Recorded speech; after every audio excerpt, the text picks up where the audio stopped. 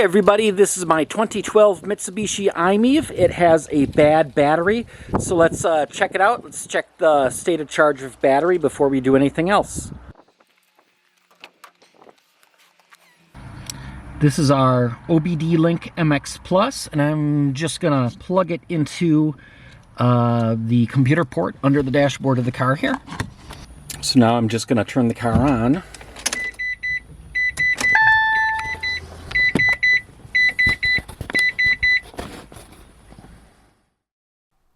And before we go any further, I want to explain that there's not one but two problems with the battery pack. The first is simply degradation. It just doesn't have the capacity that it used to, so I can't go as far. Now, that wouldn't be a huge deal, except that this car started with a very small battery pack in the first place, 16 kilowatt hours.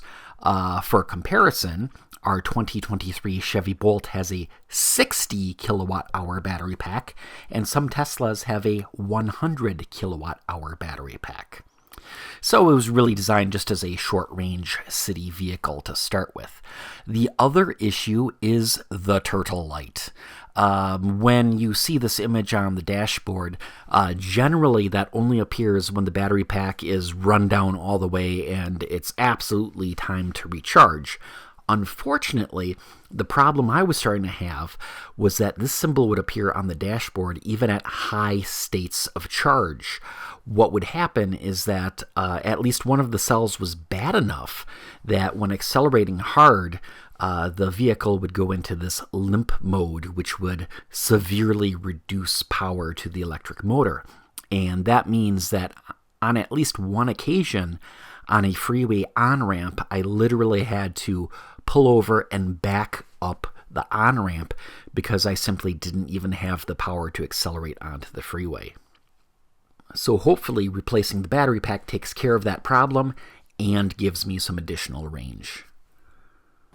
So I've got my burner Android phone here, and I have an app on here called Can Ion. That's one that's designed for the Mitsubishi iMiEV, the Ion, and the whatever, I think it's a Renault, that's also a same car. It takes just a minute to get the Bluetooth connection going. I always have to fool around with that a bit, but we're connected now with the Bluetooth, and on here we see a lot of different information, but the big thing that we're looking at here is that there's a lot of difference in voltage between the highest and the lowest. Ideally, the voltages of all the individual cells, which there are 88 of, should be very, very close to each other. Here we can see we've got a difference of 0.055 volts. That's not good. We should have those as close as possible to each other, but let's crank the heat again just to put a load on the battery. And what you're going to see is an even larger difference in the voltages between the cells just because of that load from the heater. Now, keep in mind that the car actually driving is a much greater load than the heater, and potentially will have an even greater difference between the voltages of the cells. Okay, so the first thing is to get the car up in the air, jacks, ramps, whatever you got to do to get clearance to get at the plastic battery cover underneath. I just got that off. It's two parts. Pretty straightforward in that it's just a little bunch of bolts to take out with a 10mm socket. The trouble is, because I'm in the Rust Belt here, we put salt on our roads all winter. Everything was rusted. Very challenging, even like, let's see here. This was the last bolt to get out. Had to use a bolt extractor, snapped off a drill bit in there, had to cut a slot in it with a Dremel, use a Phillips driver. Oh, what a pain. But once both halves of the underbody plastic cover are off, then you can get at the main bolts that hold the battery in place. Those take a 17mm socket, and those are the big bolts there. They're pretty obvious, but you can see this car definitely has some rust under it. Now, before doing anything else, I'm going to get under the hood to the 12-volt battery and disconnect the positive. Next, we need to pull the service plug, the main battery pack disconnect, and that's under the driver's seat, which seems really weird, except if you consider the fact that this is originally a Japanese right-hand drive vehicle, but still, it's very difficult to get at unless you remove the driver's seat. So take a 14mm socket, pull out the 4 bolts that hold the seat in. It's much easier to get at, but if you have skinny hands or you've done this before, grab the bar, slide the seat all the way back, hold the bar up, and then you can undo the Velcro, pull back the 2 carpet flaps, and under there you're going to see this. And this is the little cover. It's held on with 2 wing nuts and studs, and it has a gasket, so you got to pull both those out. You might need to stick a screwdriver under to pry this because there's a little bit of a gasket and it's going to be sticky. And then under that, you will find the service plug. It's going to be like that, so reach towards the back, flip that, pull it straight up, and then with your hand in here, you can kind of work it around to the side, get it out from under there, and pull it. So now the battery pack's completely disconnected, and we can start working on removing the battery pack. So with the car up in the air and the plastic underbody gone, we have to disconnect the power connections, any electrical connectors going to the battery pack first. I'm on the right-hand side of the car. That side is forward. This is the car's heater, and you can see there's some orange connectors around here. And what we need to do is get those disconnected. So with the little white tab pushed back, make sure it doesn't go flying somewhere. If it does, put it back. So it's got to be kind of in this position right here to release that. And then basically the same thing with this connection up here. Now, the other thing to watch out for with these 2 connections that are by the heater is that there's also some cable management, like right here. This is holding the cable to the car, but this cable, let's see here, that cable's connected to the battery pack. I see another spot back here where it's connected to the car. So those little tabs holding the cable to the car, you got to pop those out, disconnect that, so the cable's basically hanging loose back to the battery pack. Again, this guy is connected to the car. That's okay, because it's that side that's connected to the battery pack. So the great thing about the bolts holding this plate is this plate's gasketed. It's part of the battery, so there's going to be no corrosion finally on these nuts. So these come out really easy compared to the rest. And with all those out, we can take the plate off. And now up in here, we can see our actual power connections. So those 2 fuses, those go up to the heater. But these 2, you got to pull out those 2 bolts. And then we can pull out these and slide these out. And here's what that plate looks like. And it's just got a little bit of a gasket on the back, nice and clean. Those bolts pull out easy. Set them off to the side for reinstallation. Now for these 2 main power cables, it's not actually super obvious which is which. I mean, it's not marked positive and negative inside or anything like that.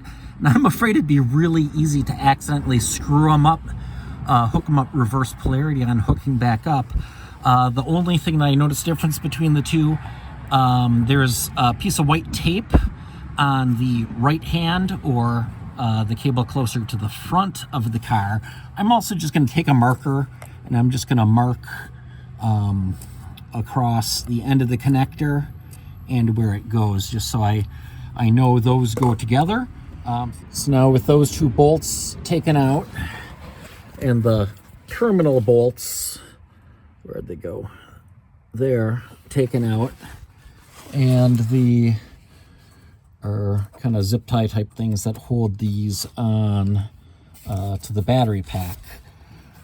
Can wiggle these, and there's a little corrosion, and then there's also an O-ring in there. So just have to do a little wiggle, wiggle, wiggle, wiggle, wiggle until it comes loose. That pulls straight out. And there we go. There's the one.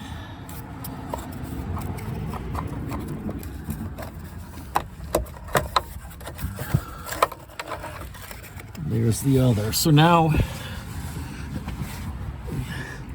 these two battery cables stay with the car. We just got to make sure that they're out of the way for dropping the battery pack. So over here, again, we disconnected these two, and then also this ground that's up here.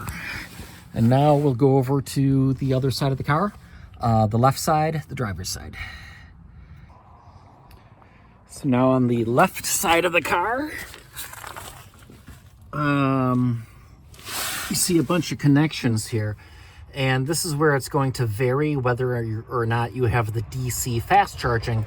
So in this case, this car does have the DC fast charging, and that's what those two high voltage cables are doing. Those go up to the back of the car, the charge port, and then there's also going to be, if we see kind of coming right off there, some low voltage wiring connector right here. If you don't have the high speed charging on your car, you're going to have these three connectors here. There's two gray, and then there's a black one hiding back here. Don't forget that one. So no fast charging, you just got to disconnect these three.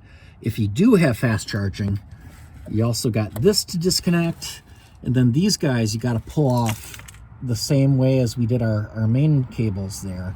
You got to pull off that panel, pull out the two bolts that actually complete the electrical connection, and pull out those two bolts that hold those in there. The other thing, there is also a ground cable on this side, but notice this is going from the aluminum parts of the battery here to the steel part of the battery frame, whereas on the other side it goes up to the steel frame of the car. So this doesn't have to be disconnected because it's just going from the battery to the battery.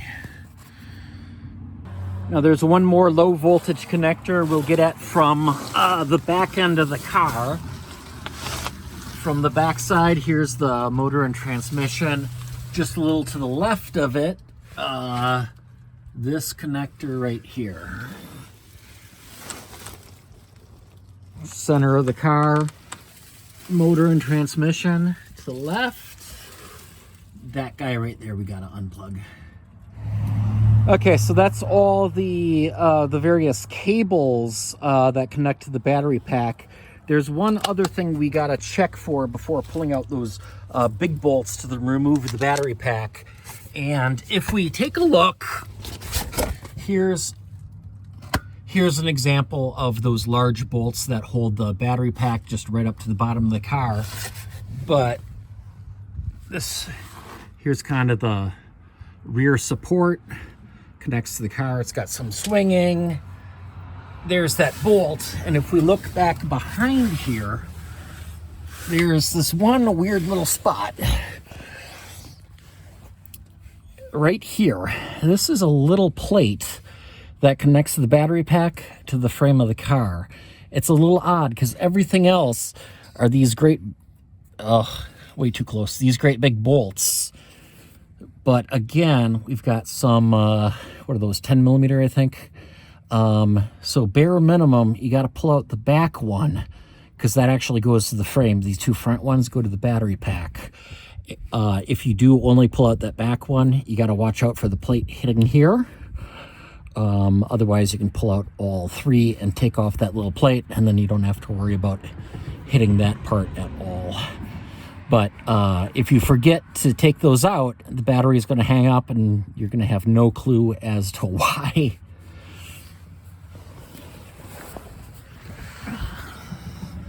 So again, that little plate is sort of it's kind of hidden back in here. Okay, we're at the point now. I'm getting ready to pull that battery pack. The first thing is just that the car is up in the air, well supported by jack stands. I got my jack in there as an extra. I got ramps in the back as well.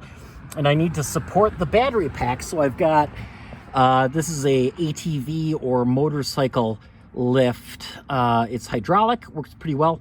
Wish I had something just a little bit bigger, because it just has this area here to balance the battery pack on. So I'm gonna wanna make sure that I get it right in the middle. Center of the battery pack is basically just a couple inches to the rear of the door seam, or essentially just right between, centered between the two side bolts, basically. So the plan is slide this under here, jack it up, hold the battery, pull all the bolts, drop it, and then slide it back out. So here we go. I got the jack underneath, centered to the battery, pushed up right to it, and actually lifted the car just a little bit so we know all the pressure is off these bolts. So now what I'll do is I'll use a 17mm wrench and start pulling these bolts off. So I've got my 17mm socket on a breaker bar, and what I'll do is I'll put it on there, and then I've got a piece of pipe as a handle extender torque increaser. That'll let me break those bolts loose, and then I got a impact for just pulling them out the rest of the way. Not sure if I can do this one-handed. Here we go with the pipe. Lots of leverage. And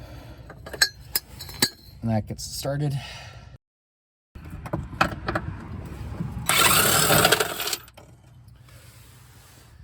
Okay, here we go. I got the battery bolts out. 5 bolts on either side, or 4 down each side plus 1 in the front. So in theory, I should be able to just lower that jack and the battery comes right down. We'll see.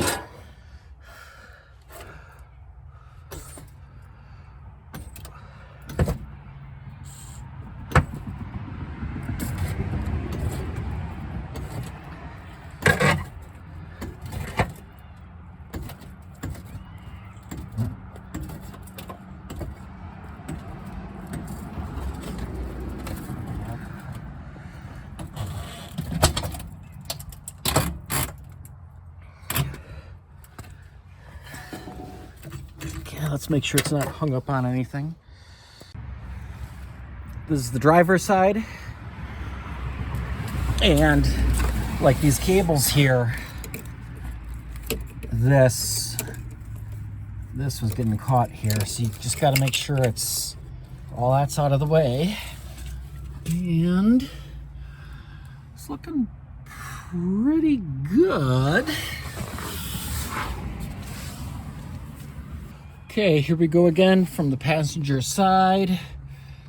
There's a locking bar, make sure that's out of the way.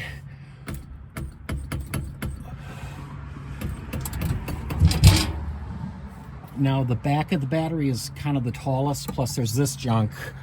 So, gotta make sure to clear all that.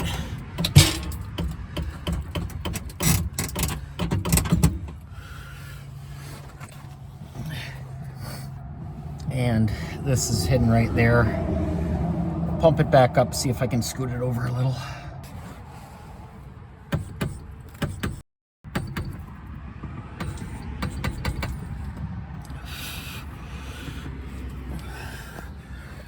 Okay, that is down.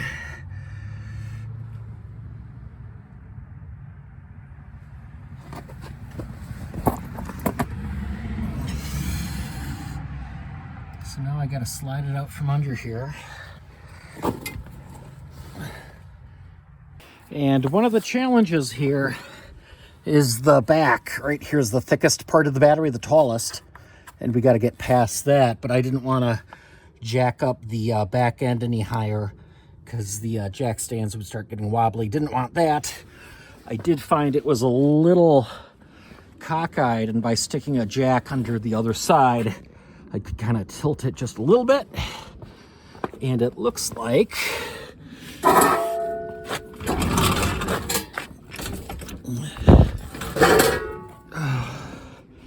there we go. We got the battery out. Woo! So with the battery out, just to show you a or two, on the front we've got, this is literally an air duct, and it essentially hooks up to the HVAC. So this just goes straight through. The rubber boot fits into the body when the battery goes up into the car. And then on the back here, there's a fan under there. And you can see on the front, there's a air filter. Then over here, there's that battery quick disconnect that you get at by going through under the driver's seat. Mitsubishi iMiEV battery pack. This project continues in the next video. In fact, there should probably be a link to it on your screen right now. And in that, we're going to be putting in the new battery pack from a salvaged vehicle. We hope you like these projects. Please like, comment, subscribe, tell your friends, and come check us out at 300mpg.org.